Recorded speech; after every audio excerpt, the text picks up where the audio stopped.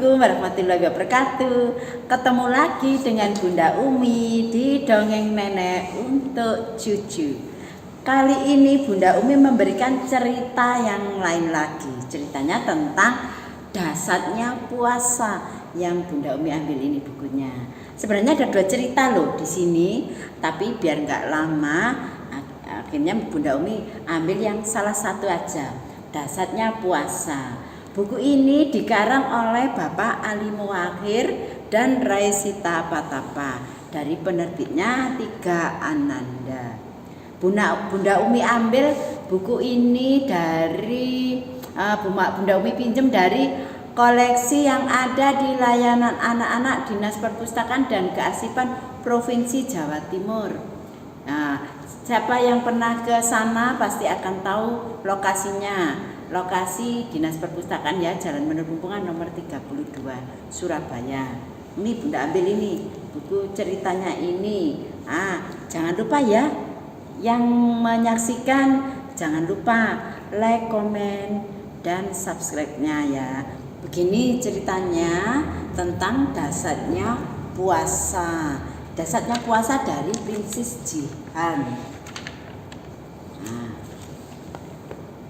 Pada saat sahur, Princess Jihan bertanya kepada Dayang Kuning. Dayang Kuning, kenapa kamu tidak sahur? Karena dilihat Dayang Kuning dengan santainya menyajikan makanan untuk Princess Jihan. Apa jawabnya Dayang Kuning? Bukankah besok kita harus berangkat ke desa Sejuk? Perjalanan yang harus kita tempuh cukup jauh. Saya pasti tidak tahan puasa, jawab Dayang Kuning. Princess Jihan tersenyum. Kita sudah berniat puasa. Allah akan memberi kita kekuatan untuk menjalankannya. Begitu kata Princess Jihan kepada Dayang Kuning. Karena Dayang Kuning ketakutan jika perjalanan jauh tidak tahan untuk puasa. Tapi Princess Jihan tetap berpuasa karena punya niat jika Allah berkehendak pasti akan kuat. Pagi-pagi sekali Princess Jihan dan Dayang Kuning berangkat menuju ke desa Sejuk. Warga desa Sejuk mengadakan lomba memasak. Untuk itu Princess Jihan dan Dayang Kuning ke tempat desa tersebut. Mereka diundang untuk menyaksikan lomba itu. Dalam perjalanan, mereka melintasi kebun buah yang sangat luas sekali. Ada pohon jeruk, pohon apel, semangka, dan buah-buahan lainnya. Buah-buah di kebun itu terlihat segar dan mengundang selera.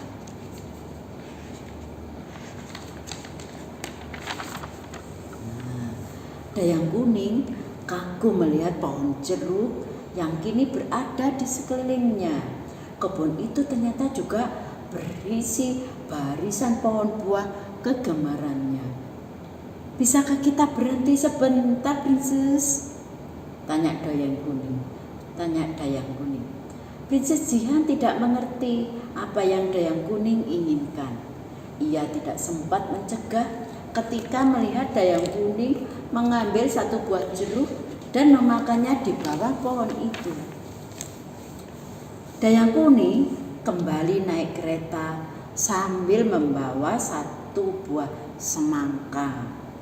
Kita tidak tahu kebun ini milik siapa, Dayang Kuning. Seharusnya kamu meminta izin lebih dulu kepada pemiliknya, tegur Princess Jihan. Dayang Kuning melihat keluar jendela kereta. Di sekeliling mereka, sejauh mata memandang, hanya ada barisan pepohonan. Ia tidak melihat sebuah rumah yang mungkin saja merupakan rumah pemilik kebun. Rumah pemilik kebun tidak ada di dekat sini, Princess. Aku akan meminta pada pemiliknya jika nanti kita menemukan rumahnya, ujar Dayang Kuning. Princess Jihan menatap Dayang Kuning dengan raut wajah serius. Kalau begitu, Seharusnya kita menunggu sampai menemukan rumah pemilik kebun buah ini, ujar Princess Jihan. Tepat saat Princess Jihan selesai bicara, seorang nenek sudah berdiri di depan pintu kereta. Wajahnya terlihat marah sekali. Kalian sudah mencuri buah-buahan di kebunku, bentak nenek itu. Dayang Kuning sangat terkejut. Buah semangka yang ada di pangkuannya menggelinding jatuh ke arah pintu kereta. Apakah nenek adalah pemilik kebun ini? Tanya Dayang Kuning gugup. Nenek itu langsung mengomel. Ia mengambil semangka yang hampir menggelinding jatuh keluar pintu kereta. Kamu sudah mencuri semangka milikku, bentak nenek itu lagi. Tapi aku kan sudah mengembalikannya, tunjuk Dayang Kuning ke arah semangka yang kini berada di pelukan nenek pemilik kebun. Raut wajah nenek itu tetap terlihat kesal. Lalu, bagaimana dengan jeruk yang sudah kamu makan? Aku melihat kamu memakan buah jeruk milikku, kata nenek itu lagi. Ia mengomel tanpa henti.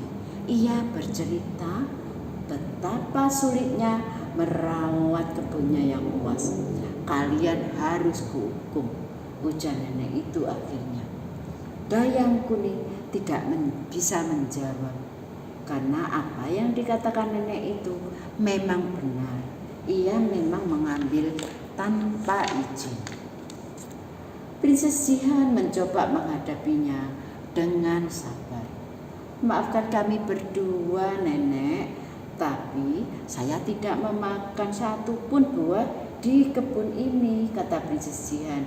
Hari ini saya sedang berpuasa. Nenek itu berhenti mengomel. Benarkah?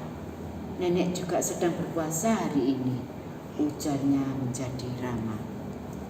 Princess Jihan mengangguk. Kalau begitu, kamu tidak akan kuhukum. Nak, aku memang tidak melihatmu memetik buah dari kebunku, kata nenek. Princess Jihan bersyukur di dalam hati. Dayang Kuning juga terlihat lega.